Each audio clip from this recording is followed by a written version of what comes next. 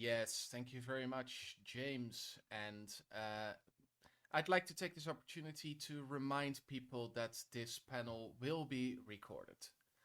Um, as has already been said, this is a talk about medieval soundscapes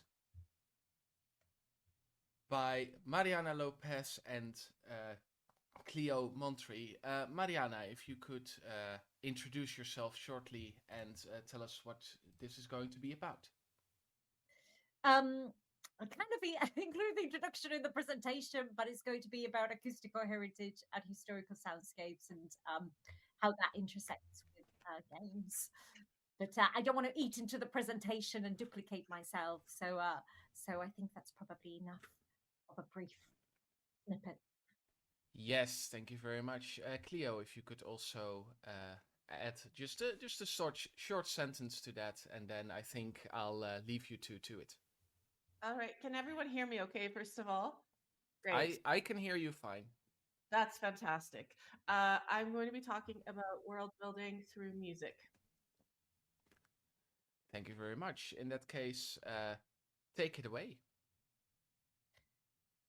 Would you like to start, Clio? I don't mind. I don't mind either, honestly. What would you prefer? Go ahead. Go ahead. Okay, sure. So first of all, I'm going to do a screen share. So if anyone can't see the screen, please let me know because that would be bad. Just have to find the screen first. Share. It's being shared according to me. So if anyone cannot see it, send like a screaming emoji or something, please. So no screaming emojis yet. That's great. Amazing. Okay, so we're gonna go to the first page, which is probably a great place to start. I put my name Clio M here because that's my artist name. Montrey is what I obviously use at work when I'm composing more classical pieces, when I'm doing academic stuff. But I don't know. It's this is my identity for things that I consider more myself. So there it is. So, coding medieval worlds panels. So, James, also please let me know if I'm going over time, if something's dragging, so I'll make sure to wrap it up quickly. Okay. All right, who am I? You've already heard my spiel earlier, but this is a more structured one. I'm a musician, and that means composer, opera singer, multi instrumentalist, primarily pianist, but also I play guitar, ukulele, and I dabble in other things, as well as a lot of work in electronics and synths. I do experimental and melodic music with acoustic and electronic instruments, combining those two.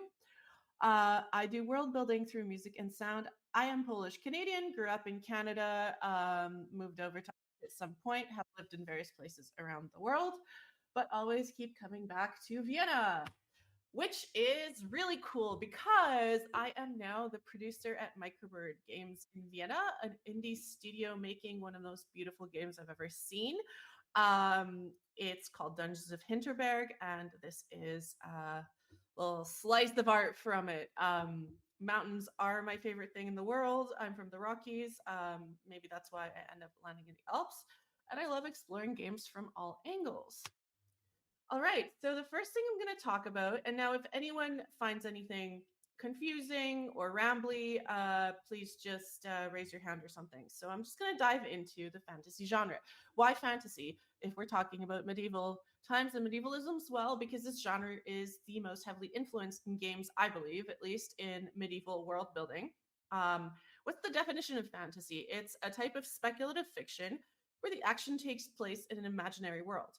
Now, you may conceive of this as something that's always sort of different from the real world look or the real world aesthetic. That's not so. Pretty much any game, unless it's incredibly realistic and sort of a news game, will be in an imaginary world. And actually, by definition, a game creates an imaginary world. So whether that world is close to reality or how it was or not, we still need world building.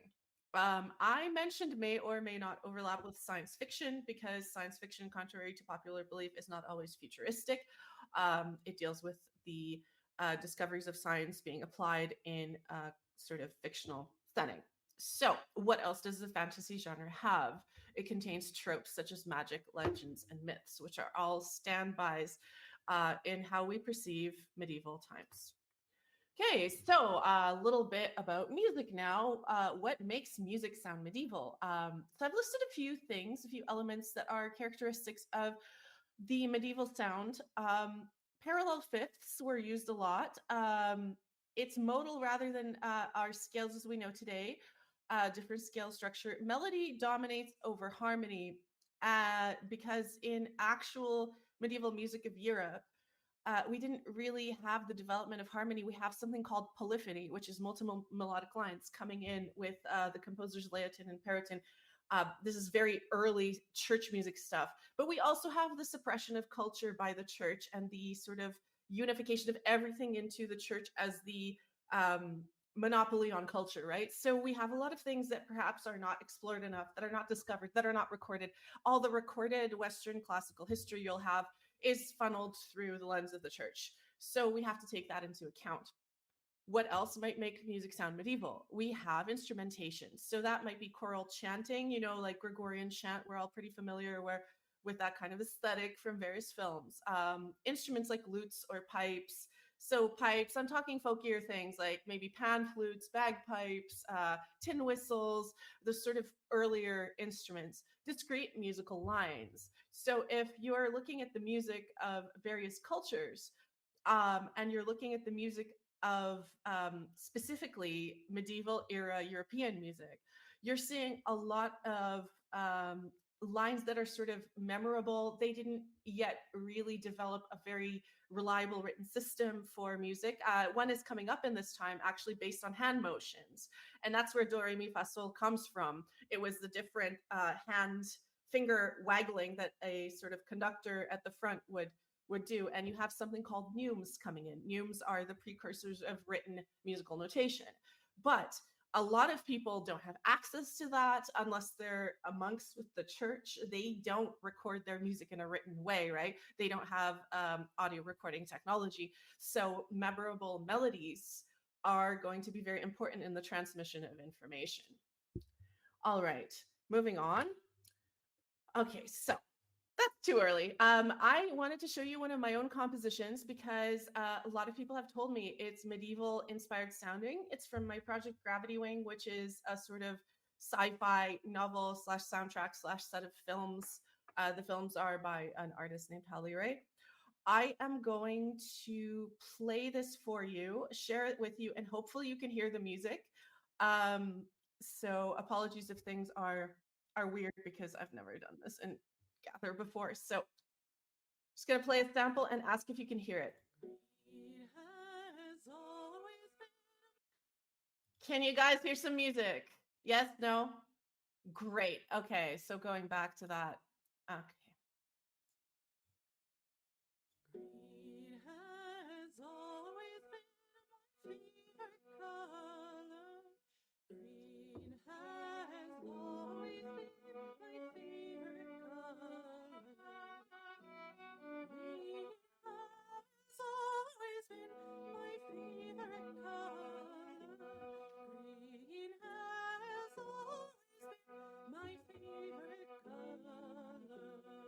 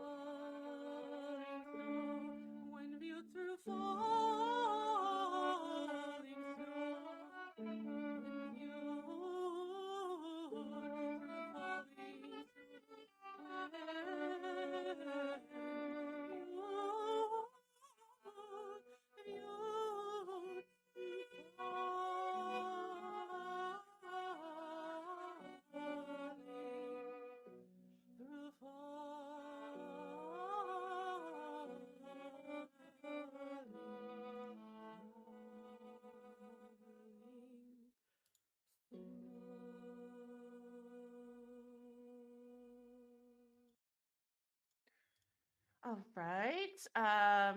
So I'm going to switch tabs back to my presentation. That is what I wanted to sing for you all. So I'm really, really grateful today for uh, things being recordable in our day and age. Yay. So that's something that I've literally picked because everyone that I've performed it for has mentioned, oh yeah, play that medieval song, play that medieval song. Well, it's not medieval at all. So let's explain why.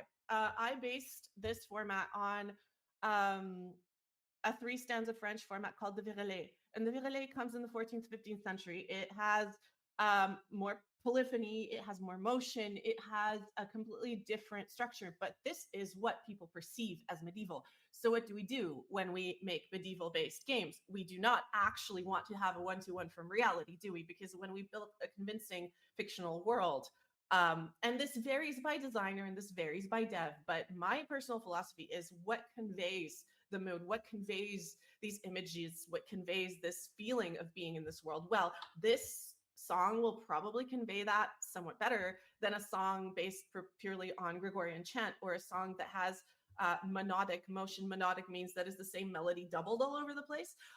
Maybe that will be exactly what you need, but it really depends. So you have a wider array of tools available to you orally in terms of sound than you would have in the medieval times, because back then you were limited to instruments. You might add some electronics, you might add some epic sounding stuff. I don't know if anyone's familiar with the game Pillars of the Earth. This is based on a Ken Follett novel, and they made a sort of, I think it was Daedalic made a point and click adventure out of it. And the composition is absolutely epic movie film score stuff, just like you might associate with Lord of the Rings type stuff, right? Which is also sort of emulating a medieval world. However, it's very important to note that this will often be more convincing for your audience, more drawing them in. And because it is a fictional universe, we don't actually have to code for exact accuracy. But it's also important to have those distinctions, because if you want to create a very authentic experience, perhaps you want to say, no, I only want instruments that existed in that time. I have a violin in this recording, and the violin is not even a Baroque violin, not even a Renaissance viol. It is the modern violin made out of technology that existed 100 years ago, which would have been impossible to build. The string tension in medieval instruments, which is much, much lower. We don't use steel in medieval instruments. That violin has steel strings, wound steel.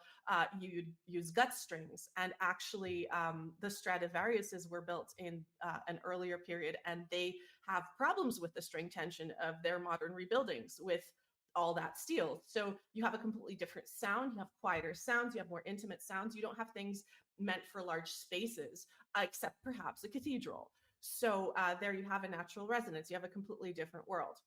So why don't we move on and we talk about what world building actually is? So I've seen a lot of definitions of this, and the best one I found is on Wikipedia: the process of constructing an imaginary world, sometimes associated with a whole fictional universe. And we always come back to J.R.R. Tolkien, who's written lots of essays on this subject, because a lot of people try to define what is world building really well. It's encompassing all of the aspects of that world. So Tolkien is a really good example of someone who does languages, who does cultural groups, who describes the way food tastes. And so that's where music comes in as a slice of all these different cultural elements. It is not the be all end all, nor our visuals, nor anything else. But for effective world building, you kind of have to see where the music fits in context with all the other aspects and elements of world building. Okay, so why music? Music creates a salient point for the audience to grasp. That means that you can latch onto it. You can say, oh, that sound reminds me of something, or that sound evokes a lute, and a lute is super medieval. I'm into this. You have the distinction between in-world diegetic music, which is sort of in-game music, you can say. And there are various theories and layers of this, but I'm just going to simplify it. Or you can have atmospheric music, which is like a soundtrack. Two games that do this really well. Mipumi, Vienna's own indie studio, made a game called The Lion's Song, where a composer is the main character and the music drives the narrative and is intertwined with it. I think everyone's familiar with the Final Fantasy series. In number 10, the Zanarkand theme comes back in various forms. It's not only a sort of soundtrack element, but it also comes back in ways that the player / also the in-game characters can hear those themes. So in world music, again, our songs are pieces that the characters can hear and interact with. A really great example is Ocarina of Time's melodies, because Link is playing this actual ocarina, he would hear that. That's also called diegetic music. And commentary, non-literal music, that has so many different names, but basically music outside the scope of what the characters perceive.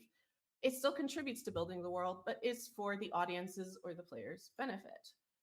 Transdiegetic sound is something like you might see in Ocarina of Time, where he plays a little melody, but then you hear that in the soundtrack as well, because that means that that music has been picked up inside and outside the perception of the characters of the game. Now, there are various ways of perceiving this. Some people think that diegetic distinctions don't apply to games because you have various levels and layers, and maybe not every NPC would perceive what the player perceives and vice versa. And is it for the benefit of the player? Is it not? So those traditional boundaries of diegetic versus non-diegetic or commentary music come more from film, but I don't want to get into the 30,000 different layers because there are so many theories on this. Sound design is important to mention because that's the audio world for a project. It's tied to SFX, but it's an important element in world building because you don't just want the musical world, right? Like you would have all sorts of different sounds in a world. And the landscape is also defined by what you hear, how you hear it, what the resonant spaces are, what kind of sounds you would hear. Would you hear horse hooves? Or would you even hear steel horseshoes in your world? Would you hear cars? Probably for a medieval set world, absolutely not. So those things are all very important. And the influences that you use in your musical writing from those sounds also matter. Do you reference the sounds that are in your world in your music? Do you not? So composition as world building. I think I'm running a little short on time, so I'm going to skip this slide because it just goes a little deeper into that. But I wanted to quickly mention the eras are wrong. The eras that you are going to reflect in your musical writing for a game are not going to be the era that you are representing necessarily. And I come back to this Ken Follett's Pillars of the Earth game because Trevor Morris's soundtrack, which you should really check out, it's beautiful. It's much more classical era inspired and epic. So I also wanted to make a quick note here before I finish that it's very important to consider different cultures. But classical Western music tends to dominate in game music writing purely by nature of the fact that most of our educational systems are set up to teach Western classical music. That's what composers learn. That's how composers codify, transmit information. Everything is encoded in written music. Scores, and those necessarily drive the type of scale you use, the type of way you shape your melodies, and what kind of instrumentation you would be going for. So we're kind of in a narrow funnel here, but some sound designers are opening that up. Okay, let's skip Zelda and the Ocarina of Time, just because I think I want Mariana to start talking. I want to show you one more slide here. References and images. Obviously, it's really quick to catch right now because we're in a presentation setting. But if you have any interest in any world building resources, just drop me a line. I'm always super happy to share that kind of stuff. And those are my personal social media thingies. If you want to quickly follow, I work at Microbird Games again, really cool studio. And I think that will be enough for my self-presentation. So handing it over.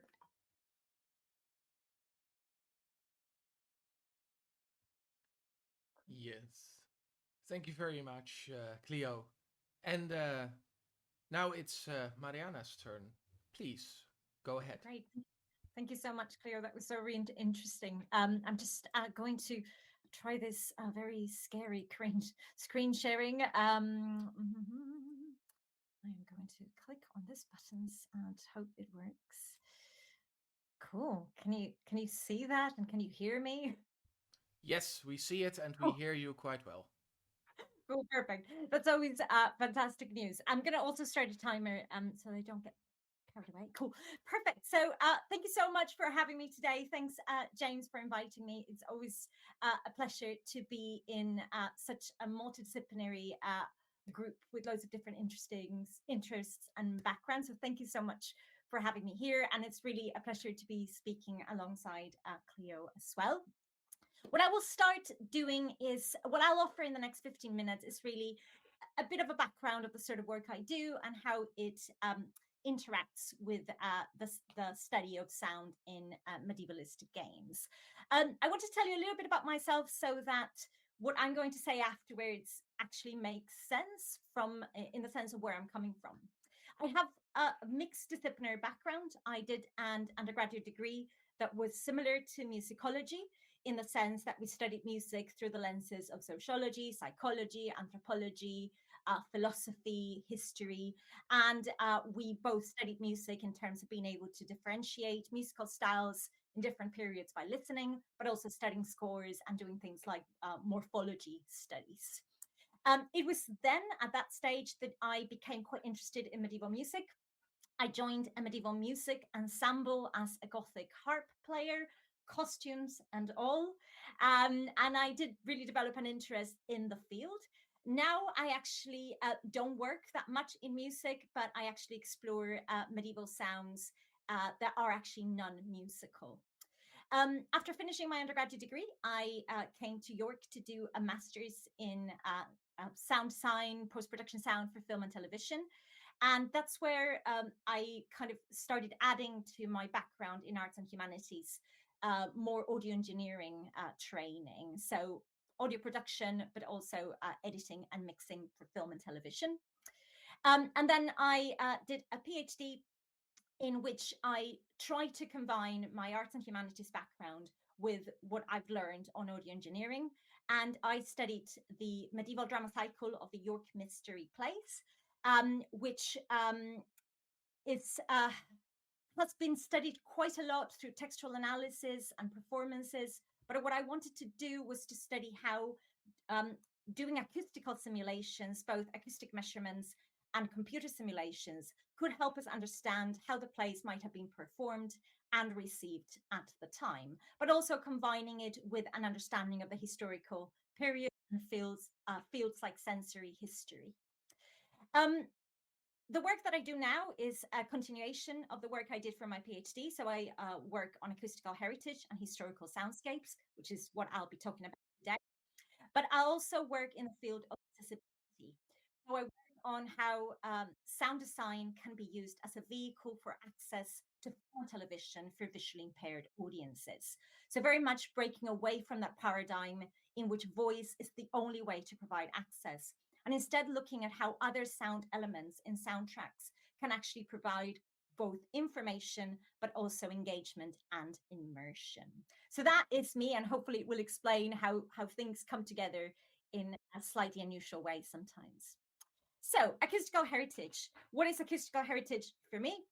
It is the study of the acoustics of environments and what they can tell us of that heritage site. So the study of the acoustics of heritage sites in terms of the environment. And this could be indoor environments, like on the screen, what you are seeing is Bristol Cathedral in the UK. And this is a cathedral we studied through acoustic measurements and computer models in a project led by Dr. Lidia Alvarez Morales called Cathedral Acoustics and funded by the European Commission. Then in the next photo is Dowker Bottom Cave in the Yorkshire Dales. And this was also a set of acoustic measurements done in a project called Acoustic Atlas, also funded by the European Commission and led by Dr. Covey van Tonder. But you can also study the acoustics of open spaces, street spaces, like I did for the York Mystery Plays.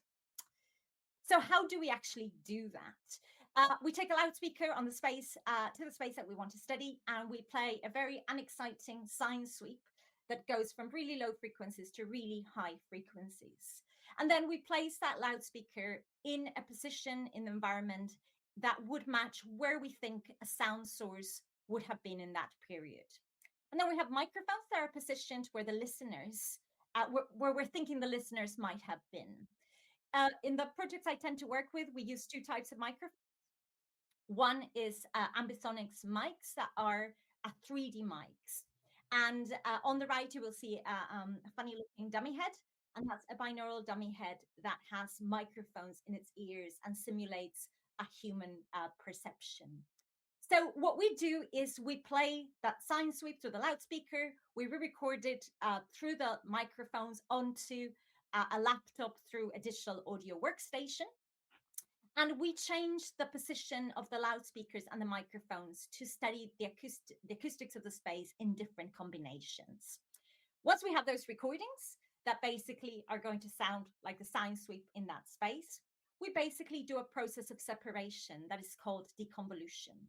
So we separate the original signal from the response of the space to that signal, and that gives us what we call an impulse response. And if we did loads of different measurements, we're going to have loads of different impulse responses.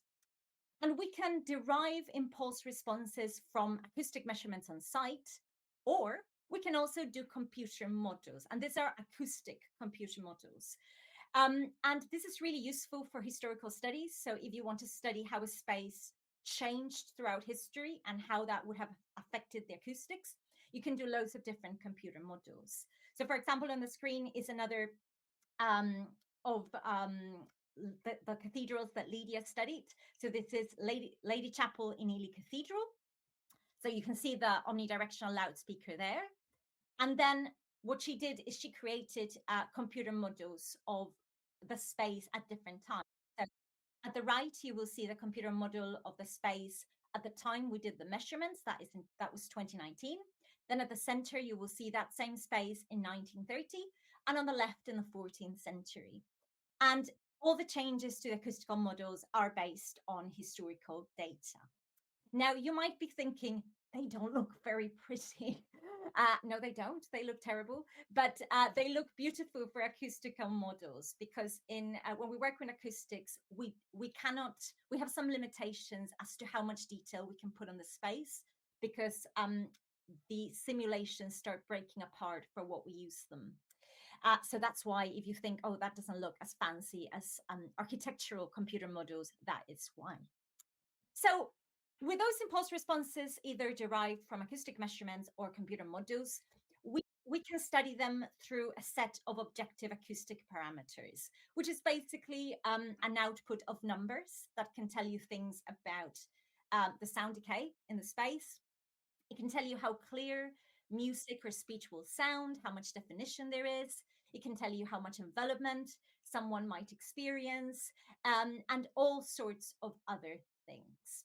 But we can also use those impulse responses to create audio files that help someone listen to what that space might have sounded like in the past. So what we do in those cases, we take a singer into an anechoic chamber, or an actor or someone else. And an anechoic chamber, just to clarify, is a space that has no acoustic reflections, and it is what you see there on screen. And what we do is, once we have the recording, we combine it through a process called convolution, and we create an auralization. So you will be able to hear that person sounding as if they had been in that space. But of course, that space either no longer exists or they were never there. So I'm going to play you a little extract from a Gregorian chant item, in which my friend and colleague, Dr. Pierre-Philippe Deschamps, recorded for Lydia, and then Lydia combined it with one of the impulse responses of the cathedrals. So hopefully you'll be able to listen to that. Gloria in excelsis Deo, et in terra pax hominibus,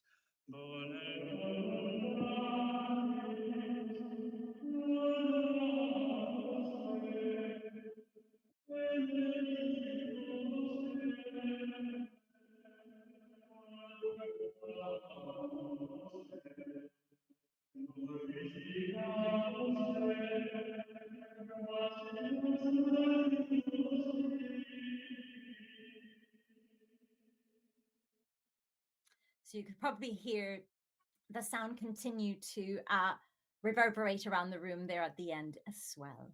But of course, the sounds of the past are not just about acoustics, but also sounds themselves that people would have experienced at certain times.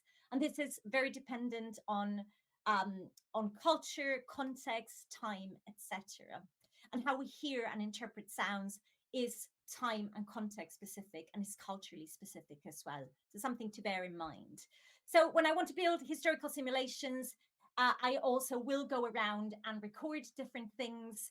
Of course, none of those except the bell are medieval, obviously, but there are sounds that we know would have existed in certain context. And I recorded those sounds for a project called the Soundscapes of the York Mystery Plays, in which I wanted to explore how certain elements present in games could be used to convey experiences linked to acoustical heritage, but also making people think, okay, the past is also about what it sounded like, not just what something looked like. So in this experience, and I'm not going to demo it because it's available online and it's quite intense in terms of loading files, but I'll tell you a little bit about it and then you can have a go. What the user can do is start playing extracts of the York Mystery Plays, and then they can select what acoustical setting they want to choose. Every acoustical setting that is available is based on the research I did. And it is one of the very many options of how the mystery plays may have been performed. So they can play around and listen to the differences. And then they can choose the different sound effects around the wheel and add them or subtract them from their experience. And there you have animal sounds, wagon sounds, town sounds, weather, audiences, and bells. And those are all sounds that appeared in the research on the period. And the idea is that people then can modify the levels and create their own sound experience. And here, what I really wanted to convey is that we can never be sure about what the sounds of the mystery plays were like. But what I wanted to let people do is play around and think about how the sounds of the past are not something that we can reach definitely, but that doesn't mean we cannot explore it. Through that experience of the Soundscapes of the York Mystery Plays, I also, and thanks to networks like this one, as well as the Leeds Modern Middle Ages and Modern Games and the Twitter conference that Robert Houghton organizes, I was inspired to look at how games could help me move my work forward. So I study games in the sense of how they put forward the sonic Middle Ages, and how that can help me see how we can design research-based sonic experiences maybe more successfully, but also to study what playful elements we can add to make people want to engage with this sort of experiences. So I've been looking in the last few years at a number of games, including things like The Witcher 3 Wild Hunt, Age of Empires 2 Definitive Edition, but also audio-only games. And audio-only games are quite important to me because they also combine my interest in accessibility through sound design. So things like a blind legend that has no visuals is very interesting to me. And I have recently been looking at a game that's called Nicholas Emmerich the Inquisitor, and that game is a point-and-click adventure game, and it has an audio-visual version, but it also has an audio-only version that uses descriptions that are triggered and voiced by the main character that give you a sense of what each space looks like. When I study those spaces, I actually look at everything except music. And I did do that on purpose because there is much more written about music and music medievalisms in games than there is about other sound elements. So although I do take it into account, I tend to reflect on other elements much more. And one of the things I look at is voices, how the voice is used, but I'm also quite interested in the choices of accents that game developers use, because that tells us a lot about conceptions in the period, I think. I'm also interested in the building of environments, and particularly the natural versus the urban. So this idea of the pastoral that we see a lot in games versus the noisy, dirty, and sanitary urban spaces that we also see in contrast. The sound of conflict, wars, how that is depicted is also something I look at quite a lot. And religion, spirituality, and magic that appears in many of the games I look at. So just to recap, what I look at is I explore the soundtracks in these games in terms of their non-musical elements to see how they provide that engagement to the sounds of the past for players, and how people like myself that look into acoustical heritage and historical soundscapes and engagement in heritage sites, how can we take that as a source of inspiration while also questioning it and thinking, how can we provide more nuanced experiences based on research while not disengaging the player or the visitor of a heritage site?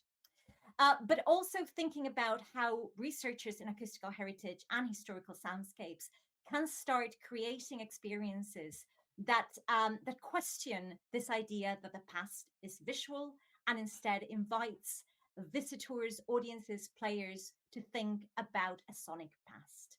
And that's all for me. Thank you for listening.